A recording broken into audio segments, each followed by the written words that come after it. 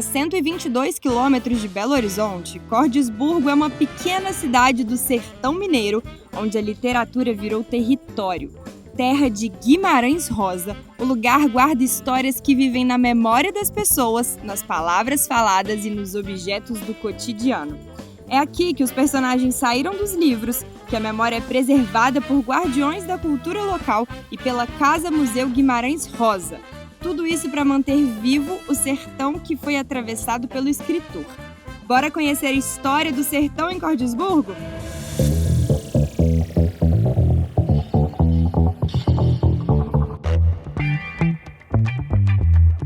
Meu nome de verdade é José Oswaldo, conhecido como Brasinha, apelido que eu adquiri na escola. Eu não ficava quieto, levantava toda hora e falava, parece que tem uma brasa aí, você senta. Toda a vida, assim, fui apaixonado pela leitura. E um dia eu estava novo ainda, e um senhor, seu Zé da Mota, falou, tá vendo aquela casa que eles estão arrumando ali? Eu falei, claro, é a casa onde nasceu Guimarães Rosa. E esse senhor, ele achava que as casas antigas que estavam sendo desmanchadas, ali poderia achar um tesouro, um ouro, uma coisa. E falou, olha, toda casa que ele desmancha tem ouro lá. Hoje eu percebo que o ouro que tem lá é o Guimarães Rosa, né? Meu nome é Ronaldo Alves de Oliveira, sou coordenador do Museu Casa Guimarães Rosa. E nós estamos no antigo quarto de infância do escritor, que hoje recebe o nome de Sala Cordisburgo. O nome Cordisburgo significa Cidade do Coração. Cordes, da língua latina, coração, burgo, da língua alemã, cidade. Tem esse nome porque o fundador, o padre João de Santo Antônio, compra a imagem do Sagrado Coração de Jesus, constrói esta igreja. Quando a igreja fica pronta, ele muda o nome do lugar, de Vista Alegre para Cordisburgo. E o Guimarães Rosa, ele vai viver nessa casa até os seus 9 anos de idade. A casa é de fins do século XIX. Então aqui tem uma abertura mostrando o tijolo adobe, feito de barro, capim e estrume de animais. Forro de bambu, que a gente chama de taquara, é o quarto do Guimarães Rosa. Toda essa parte aqui interna, piso original, madeira peroba rosa. O que você pode contar pra gente dessa infância do Guimarães Rosa aqui em Cordisburgo? Olha, foi uma infância muito interessante para ele, muito marcante. Tá? Porque, por exemplo, o próprio livro Sagarana, que foi publicado em 1946, ele fala que foi movido pela saudade que ele tinha da cidade. E ele ajudava muito, aliás, ele ficava muito na venda do pai dele, o seu Flor do Ardo, que era uma venda de secos e molhados. Os frequentadores ficavam atentos às conversas dos frequentadores com o pai. E eu tive a felicidade de conhecer todos os vaqueiros que viajaram com o Guimarães Rosa. O Guimarães fez essa viagem anotando tudo numa caderneta. Tudo que acontecia ele anotava numa caderneta, sabe? Eles me contando as histórias, como era o Guimarães Rosa. Como era o Guimarães Rosa? Eles contam que o Guimarães gostava de ouvir muito. Ouvir. A coisa dele mais era ouvir. Eu falo que esses vaqueiros foi uma coisa assim, uma luz para o Guimarães Rosa nessa viagem. Porque eles foram passando para ele cotidiano deles. Manelzão tinha hora que ele falava comigo, ô Brasinho, eu vou falar pra você a pura verdade, esse homem até atrapalhou demais a gente, porque era pra gente gastar uma semana tocando esses boi, gastamos 2, porque ele perguntava, ele queria saber tudo, ele parava, mas foi bom, porque ele ensinou pra gente ver a beleza das coisas. Lá no Grande Sertão, o Reobaldo fala isso, o Diadorim me ensinou a ver a beleza das coisas. Cordisburgo é conhecido pela Gruta do Maquiné e por ser também a terra natal do Guimarães Rosa. E o Guimarães Rosa leva o nome de Cordisburgo para o mundo. É tanto que no discurso dele de posse ele começa Cordisburgo, pequenina terra sertaneja, atrás das montanhas, no meio de Minas Gerais. Aí ele fala da Gruta do Maquiné, ele conta a história do Padre João, que constrói a igreja, aí ele coloca lá Burgo do Coração. Então ele foi o grande marqueteiro de Cordisburgo, é o Guimarães Rosa. Ele levou o nome da cidade para o mundo. Então você tem o quê? A literatura viva dentro do museu. É tanto que numa entrevista que o Guimarães Rosa dele falava assim, os escritores não têm muita importância, o que é importante é a sua obra. Tenho certeza que neste ponto o museu cumpre a sua obrigação, né, a sua função, que é divulgar, né, a obra, essa mineiridade, né, que fala tanto. Né? Então ele fala dos costumes, da língua, né, das manifestações culturais, religiosas, e acha isso tudo na obra do Guimarães Rosa. A Gruta de Maquiné, para ele, é uma referência. A Gruta de Maquiné, claro que é uma referência. As pessoas chegam aqui e falam, você já foi à Gruta? Mas hoje eles falam, você já foi lá no museu? Você foi lá na casa do Guimarães Rosa? Às vezes as pessoas nem falam museu, né? Já foi na casa do Guimarães Rosa? Lá é legal, lá tem uns miguelinhos. Então, é isso, sabe? O Guimarães Rosa é assim, é muito importante para a terra dele. Acho que onde ele está, ele deve estar muito satisfeito de ter os conterrâneos divulgando a obra dele, a palavra, né, que ele tanto quis. Meu nome é Andréia Ferreira, né, de Figueiredo. Eu sou presidente da associação, né? Vocês estão na Associação dos Amigos do Museu, uma entidade que foi criada, né, sem fins lucrativos, já tem 32 anos.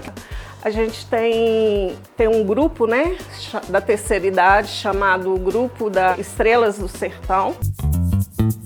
São senhoras, né, já na faixa de 60 a 88 anos, né? Então a gente tem inclusive aquele bordado ali, foi feita pela primeira geração, né? Algumas leem, né, os livros de Guimarães Rosa, outras não. Elas conhecem a história através do conto mesmo, né? E transfere, né, para os bordados, né, como Guimarães Rosa escrevia os textos, elas transferem para o pano através da agulha e da linha. Você pode ver que são diferentes, porque cada um é de acordo com sua emoção, né, com o seu dia, como está, né? Aqui é um museu. As veredas, alguns pássaros da região. Eu tenho essas plaquinhas que eu vou escrevendo tirado da obra. Eu vou lendo a obra e vou pegando as frases e vou escrevendo, porque as pessoas, principalmente, às vezes entram e leem em voz alta. Na roça, carece de a gente, de vez em quando, ir alterando o assunto. E aquela ali, no centro do sertão, o que é doideira, às vezes pode ser a razão mais certa de mais juízo. E aí, agora o mundo quer ficar sem sertão. Se um dia acontecer, o mundo se acaba. Faço questão que vocês entrem e conheçam, sejam bem-vindos, que tem uma plaquinha ali, esta casa Deus o traga. Então, é isso, vocês entram, sintam-se à vontade. É tanta coisa aí dentro que se eu ficar aqui sem dormir, eu não vejo as coisas todas, sabe? Assim, passar noite e dia, porque é muitos objetos. E é interessante que eu mesmo, que vivo aqui, cada dia que eu passo eu vejo uma coisa, olha, eu nem lembrava que eu tinha aquilo ali. Aí eu, desde criança, sabe, eu gostava de guardar as coisas, os objetos. Tudo que o povo me dava, eu guardava.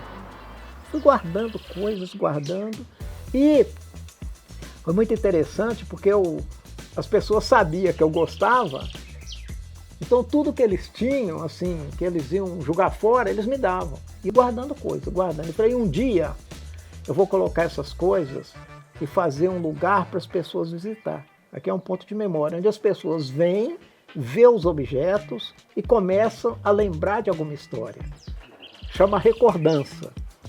Porque um dia tinha duas pessoas conversando e aí um deles falou assim, esse ano vai chover pouco. Aí o outro falou assim, por quê? Ele falou assim, porque a cagaiteira, não sei se vocês conhecem, a cagaita, que é um fruto do cerrado, quando dá muita cagaita que vai chover muito, quando dá pouca que vai chover pouco. Aí o outro falou assim, agora eu fui na recordança e lembrei da fazenda do meu avô e começou a contar a história da fazenda. Eu logo anotei o nome, recordança. Aí botei aqui, já é sertão, porque é aquilo que eu te falei, as pessoas perguntam Aqui já é sertão, eu falo, tudo já é sertão, né?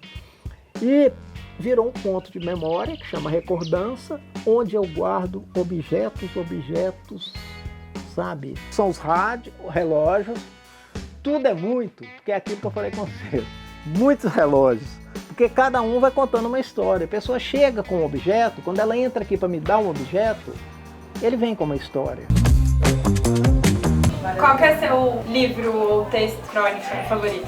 Olha, logicamente, né, o Grande Sertão é a obra. Agora, o conto que eu mais gosto é Campo Geral, que é a história do Miguelinho, né? Então, quem não leu, leia o conto Campo Geral ou que comece pelo livro Sagarana. Apesar dos contos serem maiores, eles são mais fáceis.